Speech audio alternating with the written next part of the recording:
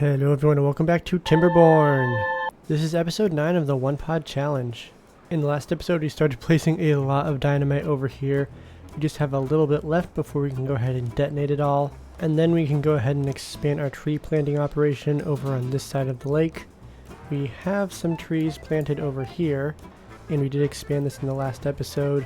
But we are looking to drastically upscale production of pretty much everything, and a lot of that is dependent on extra wood. So right off the bat we're going to place a few more of these irrigation barriers, and we'll have them extend over here as well, and we can have the bot from this forester continue to plant some more trees. We can also go ahead and pause a few of these lumberjack flags, and then we can go ahead and get these ones unpaused over here.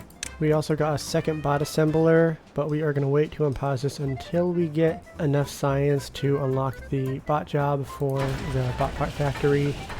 And taking a quick resource check before we get into it, it looks like we have a good amount of water. Wood is now increasing, doing fantastic on food, and then all these resources are looking good except for gears and metal blocks. So we can go ahead and turn on this smelter. And then in this episode we are going to be looking to expand our production line over here. We'll get some overhang set up, and one of the first buildings we can get set up is going to be another gear workshop. And we also passed 5,000 science, which means we can go ahead and switch these to bots. And while we don't have a lot of trees over here, we can go ahead and connect this path, and then we can also go ahead and replace this path right here with the solid tubeway. So first off, we'll go ahead and actually delete this so we don't have any bots or beavers walking over here. And then we'll get a second water tank set up, since we don't want to actually get rid of this path and eliminate basically their only water source. And I do have some more of these levees over here that they're going to be constructing. They have not been set very high on the priority list, but I think in this episode we are going to try and get these completed, since we currently need a few of the engines running in order for us to be at full capacity. And it may actually be worth it to get a single larger water wheel set up instead of these smaller ones. Now I'm just speechless, because the water traveled all the way up this tubeway and then over here, which I did not even think about that. And now it's starting to flood. So obviously I'll need to place some levees over here so we don't have any water flowing in. But it's going to take them a little bit to construct that. And this is going to be flooded. But for now, I'll just place this in here and super high prioritize it. Unfortunately, there's not really a whole lot I can do about this. Oh man, the water's just flowing in here. Oh my gosh, it looks like it's even going faster now. And the green space is actually going over here. Oh jeez, the water, oh my gosh, that's so much. Okay, temporary solution. We're going to get rid of some of these storages. And then we can fit a water pump going down here. And then we'll go ahead and pause this guy, have this set to bots, make sure we have someone thrown in there. And then we want to make sure this guy is prioritized by haulers. That way he can just be pumping as much as he can. Oh geez, you can see it is just so full of water. So let's take a look at how deep the water is right now. Looks like it is at least 2 tiles. Looks like it's, yeah, about 3 tiles deep. And it looks like the beavers, they finished chopping down almost all the trees over here pretty quickly. We can go ahead and expand the path over here. We will have it connect around over here. And I will want to have the two-way station somewhere in this area, not exactly sure. And then it might make sense to actually just have it connect over here as well. But first I'll focus on getting this two-way station set up over here. Thankfully it does look like the water is receding a bit. This bot is doing a good job pumping the water out. There are still a lot of buildings that are flooded though. So the smelter, he can't actually do anything because there's no storage for him. So we'll go ahead and pause him for now. Looks like this guy is still working. Looks like the water has receded enough that now only the bottom 2 levels are flooded, so making a little bit of progress there. So if I do want to add these larger water wheels, which I can go ahead and unlock that since it's only 200 science. For getting that placed up here, I'll need to actually shift the power vertically. So I want to switch this one. And that also means that these ones underneath are actually pretty useless. So now we can go ahead and get this set up. Okay, so I have this part set up. I do need to make sure that we have the platforms and the levee set up underneath. But this whole system should connect in once they build it. And for now, we'll make sure this is all lower on the priority list. And I think at this point we should just get a third of these medium water tanks set up. The last thing we want is this guy to stop pumping, so make sure that we have enough capacity for this extra water. Looks like we actually have a lot of bots. We'll go ahead and start unpausing these jobs, and then we can always bump up the amount of haulers we have. We can also utilize these water dumps, and they'll be using some of this water over here. And as we start getting more and more bots, now that we have these two running full time, well, it looks like this guy, we are short on bot limbs. So let's go ahead. We already have one of these set to bot limbs. We'll set a second one of these to bot limbs for a short while, but we are still running short on gears. The drought has officially started. We will need to unpause these engines. And what we need to do is get this overhang unlocked so we can start expanding our production out in this direction. For now, we'll get a couple gear workshops set up and we'll have them both set to bots. We are running a bit low on planks and still running low on logs. Metal blocks we're doing alright on, so we'll just have to make sure that we have all the trees that we possibly can. Looks like we're doing great on pine resin, so we'll actually mark these trees to get chopped down, same with these ones over here. But in the future I will get some more of these trees set up so that we can collect pine resin year round. And we did finish placing the dynamite over here probably a while ago, but I'll go ahead and detonate all this after we get rid of these couple stairs. And we can immediately get some more pine trees placed down here. So it looks like we are still flooded with this guy. He's not pumping for some reason. Aha, we have some rubble we need to remove. Hopefully this should reach the bottom now. It's probably because there's a path, which you can't really see it. Okay, so now that the path is gone, this guy is pumping, but we did cut off a couple buildings. But that doesn't really matter since we can't access them anyways with the water down there. So we are experiencing once again a major wood and plank shortage, also a gear shortage.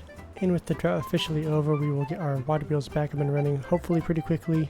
But with the plank and wood shortage, we can't really do a whole lot right now, so I'm going to fast forward a few beaver days, so I'll see you in just a minute.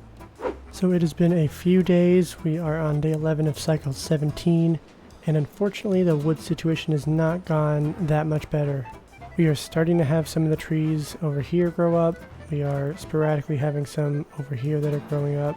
I am going to be replacing a fair amount of these birch trees with oak trees since they are much more efficient in terms of how much wood they produce per time they grow. We can look at expanding the area over here with some more trees. We have a decent amount of pine already planted, so we'll go ahead and get some more oak trees planted over here. And then we did get a couple lumberjack flags set up over way in the back here. And I'm also noticing that we actually are just about out of scrap metal. We have 300 stored up, so as soon as I finish this, we will have a little bit of reserves. But that does mean we need to start thinking about where we're going to get scrap metal in the long run. And getting a mine set up over here is ideal, but it's going to be pretty difficult to get one constructed since it is currently underwater. One thing I could do is get a path set up over here and then actually lower this level. I could do about 2 deep, which it'd take a little bit of dynamite, but that wouldn't be too bad. And that would reduce how much we actually have to build underwater over here. And with how much dynamite we have, I think that actually might be a good play. And we do have a bad tide approaching in 3 days. This is going to put us to the test in terms of all these trees around here. I can tell that some of these in the back are probably going to start dying of dehydration. Most of them over here should be fine since we have a small little 3x3 water dumping station. But just getting all the resources to make this mine is actually going to be quite a task in and of itself. Plus, it's going to require gears and treated planks in the long run. And we are not doing great on either of those right now. Another thing we could look at doing is lowering this whole area. And we can also make some more overhangs that will get us out in this direction. And then we can look at getting some of this scrap metal collected. And it looks like we had these 2 scavengers run out of scrap metal to collect. So we'll go ahead and get rid of those for now. And we are in a little bit of a pickle. I think this might be just a little bit too low and too far away for us to have the scavengers work to get there. It would require a lot of resources to get all the overhangs placed over here. This one is a little bit more feasible. I think we'll have to go around through here, over the top, and then back down here. but the scrap metal from there should give us enough scrap metal to tie us over until we can make a mine setup over here. So the 3 stages to getting scrap metal will first be getting access to this over here, and then I'll look at trying to lower this area a little bit, and in the process we're going to get all the wood that we can over here. And then the 3rd stage will be to go in this direction, and we'll make some overhangs and a path in this direction, then we can get a mine set up. So we have set up the 1st stage of getting the scrap metal over here. I have all the infrastructure set up in order for them to actually get to this facility. They just need to remove some of the trees so that we can have the paths connected in, and they are in the process of doing that. And it'll also be giving us just a little bit of extra wood. It looks like we actually are increasing in wood. We're up to over 200 now, which is fantastic. Planks are starting to increase. We're up to 114 now. But we are still well behind on gears. We can go ahead and unpause this gear workshop. And it looks like this beaver... Oh, I know what it is. We have a bunch of arms and chassis because I switched this off of bot heads. So now we're desperately behind on bot heads and we don't need bot limbs. We'll switch this very briefly. I won't leave it there for too long like I did for, for the bot limbs. We can also go ahead and unpause these. I did not want these being constructed at the moment since they all require planks and logs. This will give us some much needed additional power. So now we actually got the final piece of the tube system set up. Hopefully the beavers and bots will be using this a little bit more often. One of the downsides of making it underground is that I actually can't see when they're using it. And we also finished pumping all the water out of here. I did forget to remove this, but we can go ahead and get this replaced, and I believe it was set to fermented cassavas since we have 0 storage for them right now. Looks like the first large water wheel is set up. It is providing a good amount of power. We can actually start pausing some of these engines now. Looks like the bad tide is about 6 days long. At the end of the bad tide, we'll probably go ahead and lower this just to flush as much of the bad water out. That will negatively impact a lot of the trees, unfortunately. And you can see it's already starting to affect some of the ones over here. Looks like they actually filled up the log stores over here. I have a few more log piles that I want to get set up. And now that we have a little bit of wood to spare, we can go ahead and start unpausing these. And now that we have a few heads stored up, we'll go ahead and switch one of these back to limbs. And we can also get this second bot assembler up and running. And now that we have both of these fully operational, we should have a lot of bots being produced from here, and we'll need to have some jobs for them. We can go ahead and keep making some builders since they will be essential to getting our infrastructure up and running. We'll also get a fluid dump set up over here. This should have a good reach and get this corner of all the trees. And it looks like the beavers have made some good progress. They are just now working on getting this little staircase down here. And we have to make sure this is set to bots. I thought that I switched it, but apparently I didn't. And it looks like this guy will have access to the vast majority of the scrap metal. I don't know if he can reach this, but hopefully he can and clear it all out. So I am thinking about it, and we can go ahead and unlock this right off the bat. What we could do is if we place that right here, well, actually, I don't know if it would work. I was thinking about having a tube network go directly over here, but that means that we'd have to get one of the tube stations set up. And I was actually going to try and have this be placed underwater by placing some levees around it, and then we could place some overhangs on top of it with the impermeable flooring, but that might be just a little bit too complicated. Now what we could do that is less complicated is simply surround this with levees. So we can actually do something like this. It won't be quite as cool looking, but we will keep extending it upwards. If we lower the water levels a couple tiles over here, then I think this could potentially be fine. I might need to go 1 tile higher. And then we'll also want to make sure we have the tubes connected, which means we should have the overhangs come in this direction. That way we can build the tube network on top of it. So we can go ahead and do something like this. There's probably something you could do that would look a little bit cooler, but for now we can have them work on this. Of course, we probably want them to prioritize some other things first. Like right now we need to make sure that the bots are creating these builders huts. Looks like they just finished this one, and we are once again pretty short on wood.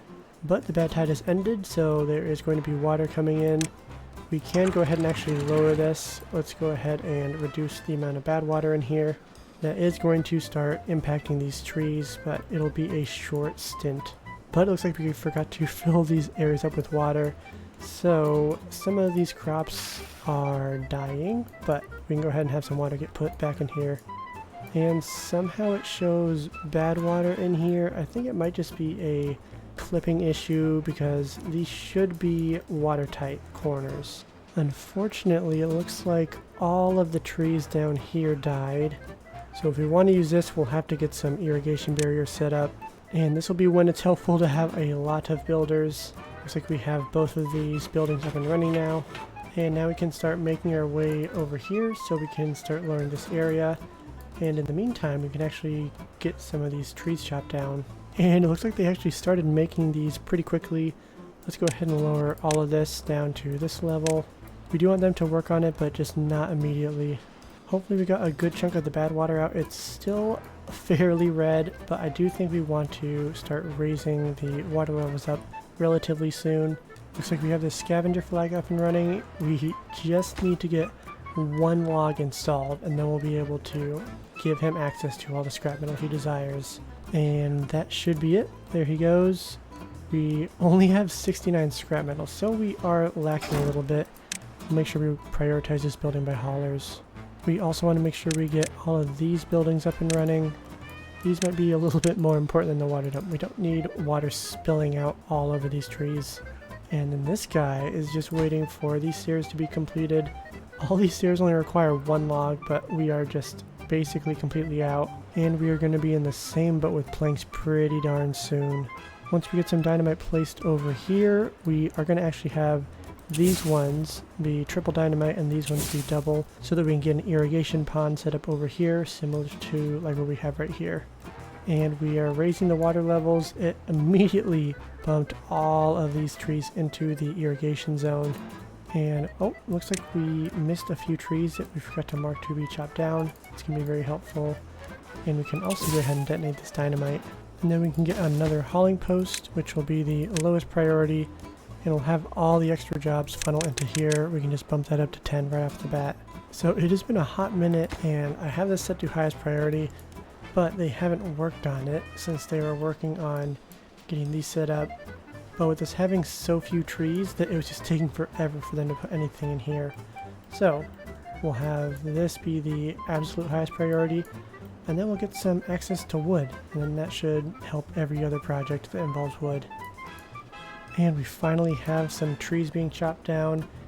As soon as we get this area opened up, we can get a second lumberjack flag placed here and then just add more and more and have them go through all this. And in the meantime, we can also have them start placing some dynamite over here. And that is where we're going to wrap up today's episode. We have a lot of stuff that is in the works. Unfortunately, we are pretty limited by wood and by planks right now, but we're doing everything we can to get that sorted by getting some trees chopped down here, and then by drastically expanding our tree farms all throughout the whole facility. So let me know what you think of the series so far, and I will see you in the next episode. Thanks for watching.